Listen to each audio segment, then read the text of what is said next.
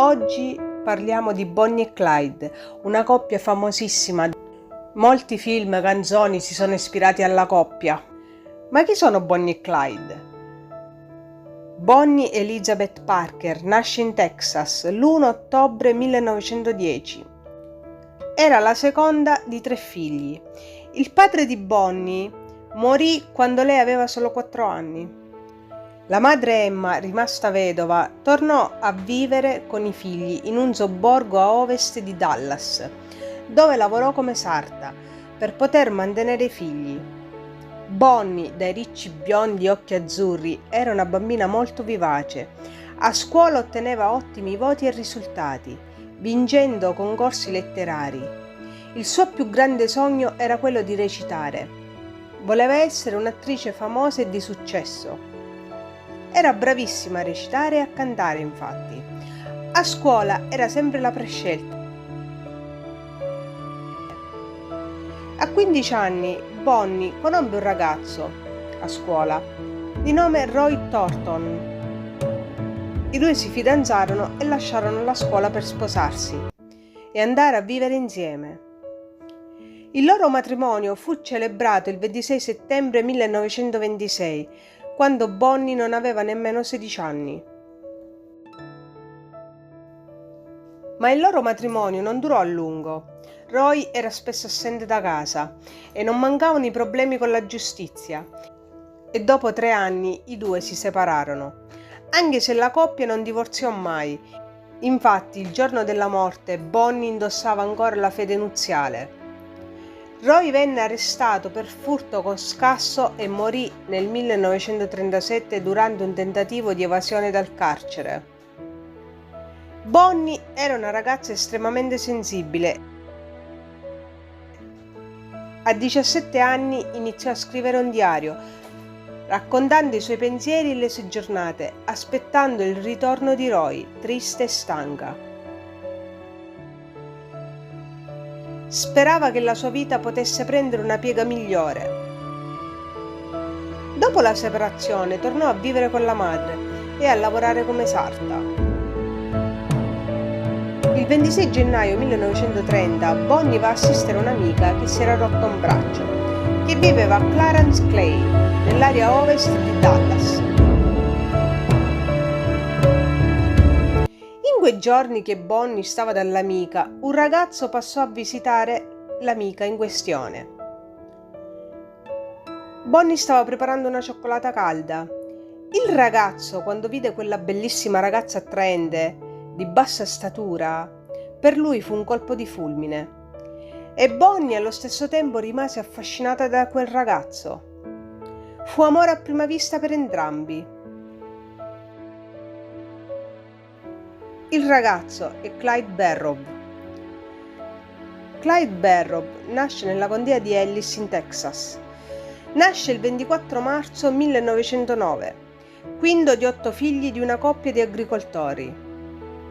La famiglia migrò a Dallas all'inizio degli anni 20. All'età di 17 anni venne arrestato per la prima volta dopo che era fuggito dalla polizia che lo stava interrogando riguardo un'auto noleggiata che non aveva riconsegnato. Dopo che fu rilasciato, fu nuovamente arrestato insieme a suo fratello Buck per un furto di tacchini. Tra il 1927 e il 1929, nonostante avesse trovato un lavoro regolare, commise rapine in negozi e anche furti di auto. Fu arrestato nuovamente e mandato alla prigione da campo da lavoro. Mentre era detenuto, aggredì un uomo, prese un tubo di piombo e gli ruppe il cranio, perché lo aveva ripetutamente aggredito sessualmente. Questo fu il primo omicidio di Clyde, di cui però un altro detenuto già condannato all'ergastolo si prese la colpa. Clyde successivamente convinse un altro detenuto a tagliargli 2 dita di un piede con un'accetta, così da poter evitare il duro lavoro nei campi, e zoppicò per il resto della sua vita. Ma senza saperlo, 6 giorni dopo l'episodio del piede, la madre di Clyde riuscì a farlo rilasciare. Dopo il suo rilascio, mesi dopo, appunto conobbe Bonnie. Per i due fu un colpo di fulmine. Clyde amava alla follia Bonnie, più di qualsiasi altra cosa. La chiamava sempre la sua bambolina dagli occhi azzurri.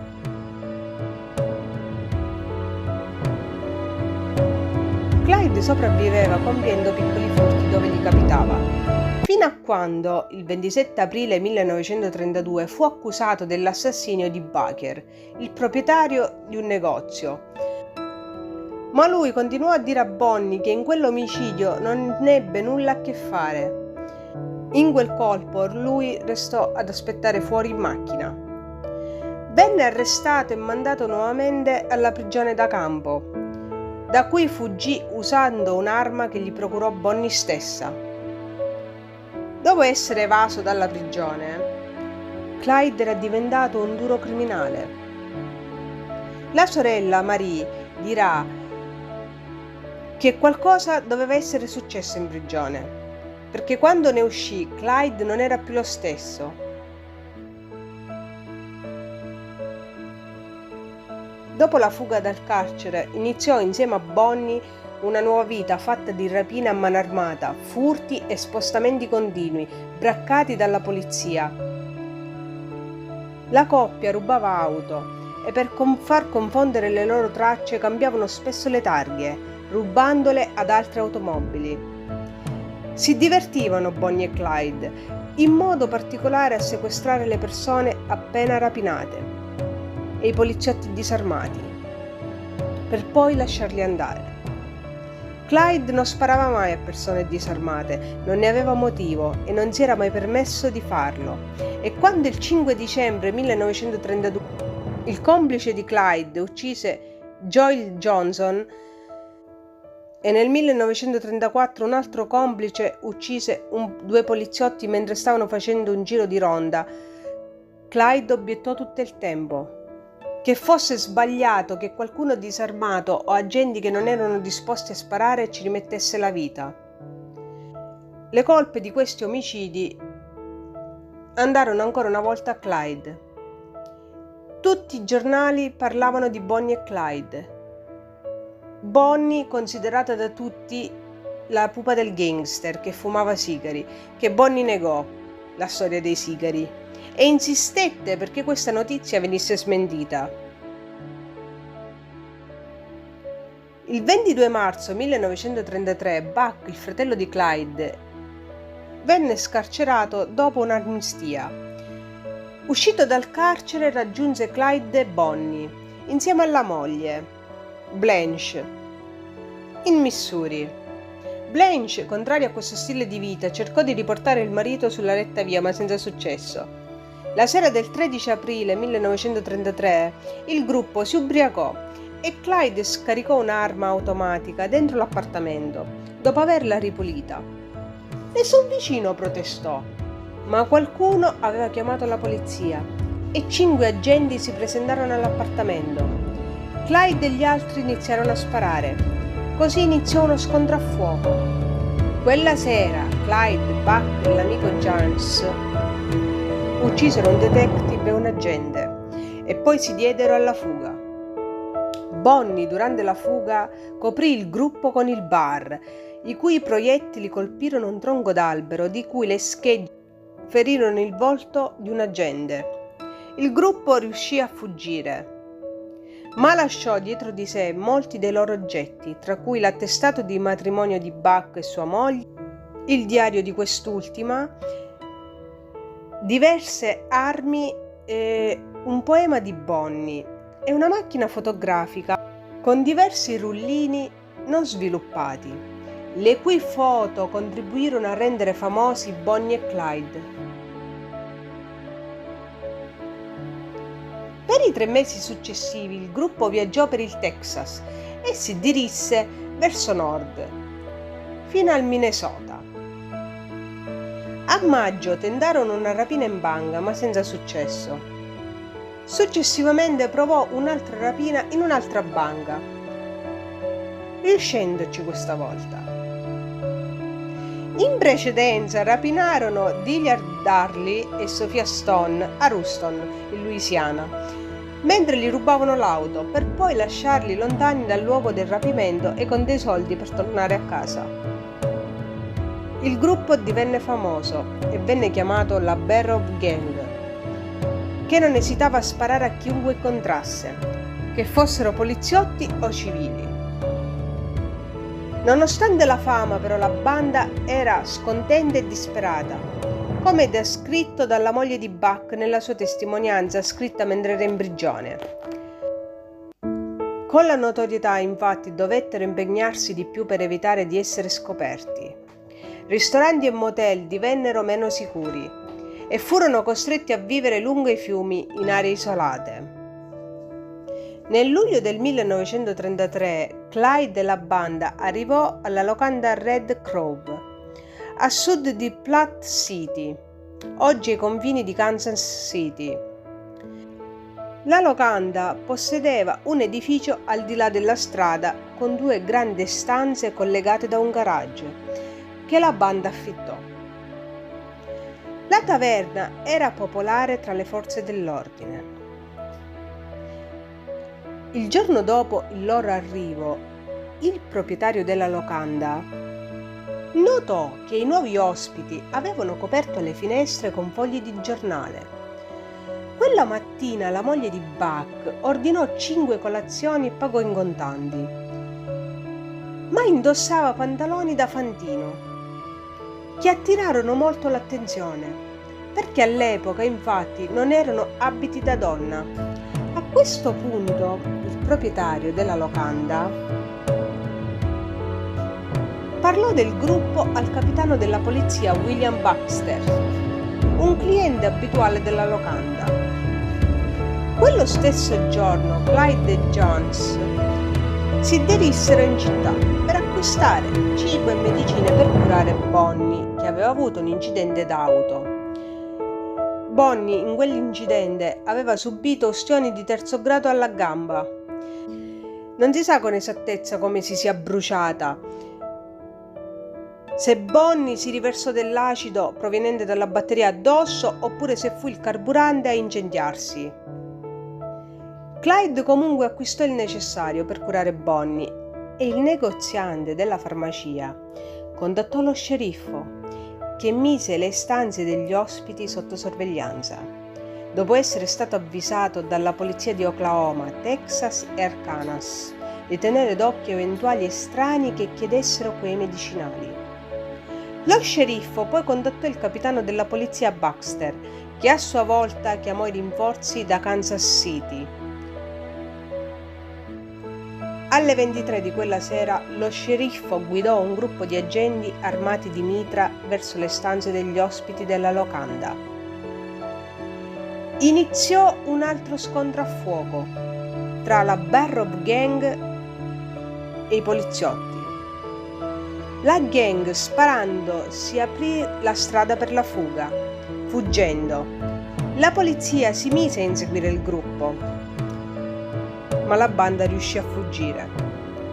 Nonostante la fuga riuscita, Buck, il fratello di Clyde, era rimasto colpito da un proiettile alla testa, ma non morì subito. 5 giorni dopo il gruppo si accampò a Dexfield Park, un parco divertimenti abbandonato di Dexter.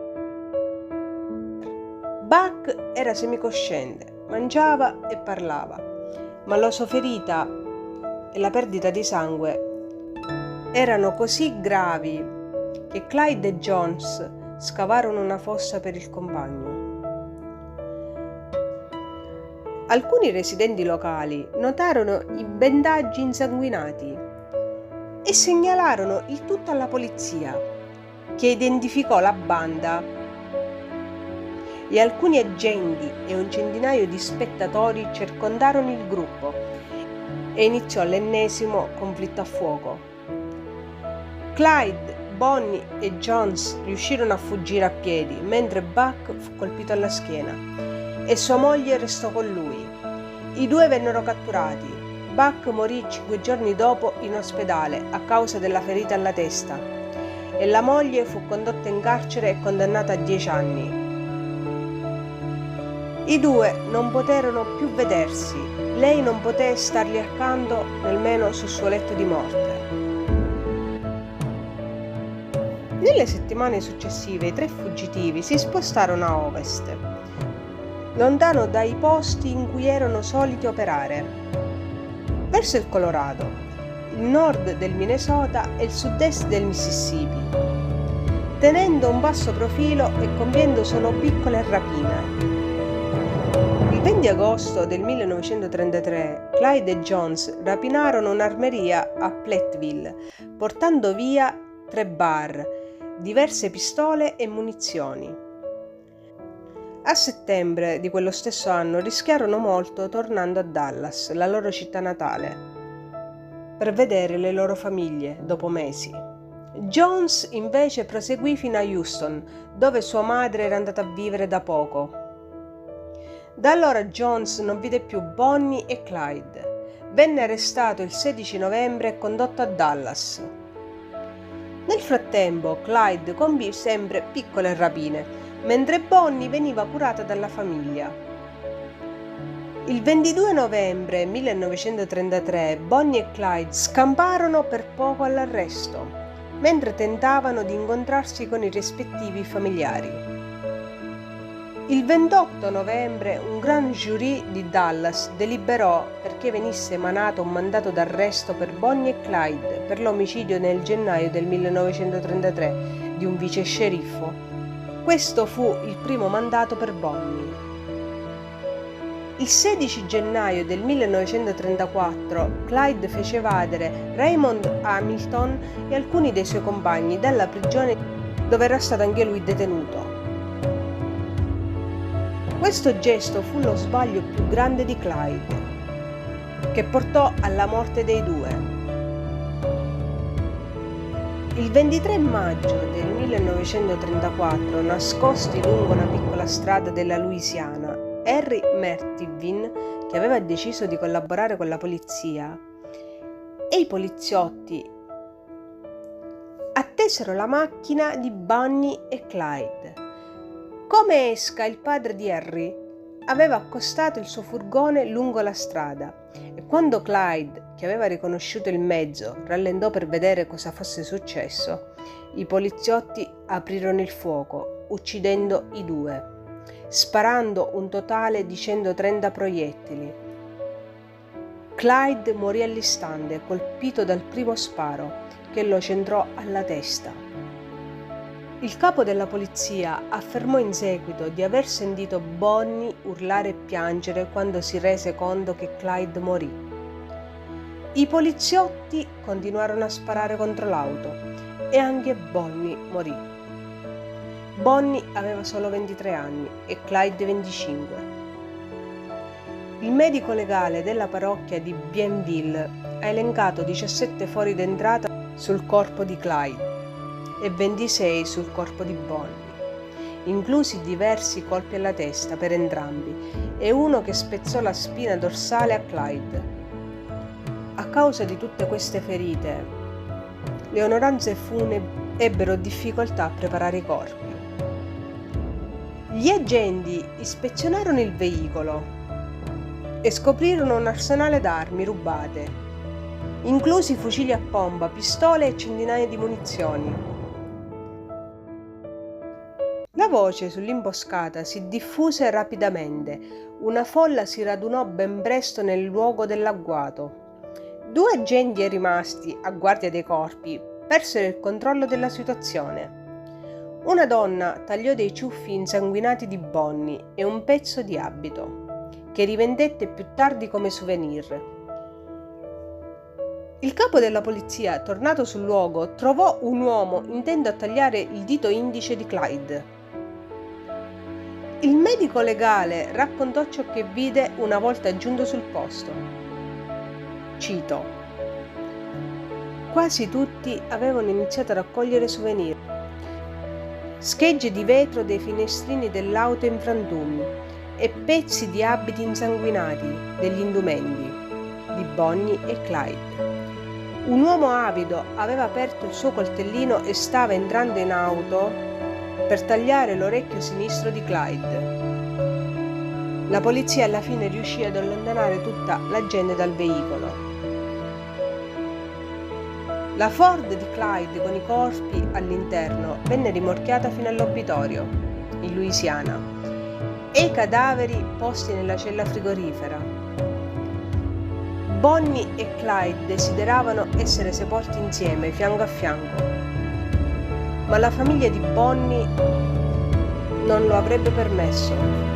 La signora Parker voleva garantire le ultime volontà della figlia, che Bonnie voleva essere sepolta a casa sua. Tuttavia la folla che circondava l'abitazione dei Parker rese impossibile la cosa. Più di 20.000 persone presenziarono al funerale di Bonnie e la sua stessa famiglia ebbe difficoltà a raggiungere il luogo della sepoltura. Il funerale di Clyde fu privato e si tenne la sera di venerdì 25 maggio nella cappella delle agenzie funebre. Clyde venne sepolto vicino al fratello Buck. I due fratelli condividono la stessa lastra di granito, con scritto i loro nomi e 4 parole scelte in precedenza da Clyde. Andati, ma non dimenticati. Bonnie fu sepolta nel cimitero Grove Hills Memorial Park a Dallas, in una bara d'argento. Sulla lapide di Bonnie è inciso questo brano, tratto da una poesia. Come i fiori sono resi più profumati dalla luce del sole e la rugiada, così questo vecchio mondo è più splendente grazie all'esistenza di persone come te. E qui si conclude la storia di Bonnie e Clyde.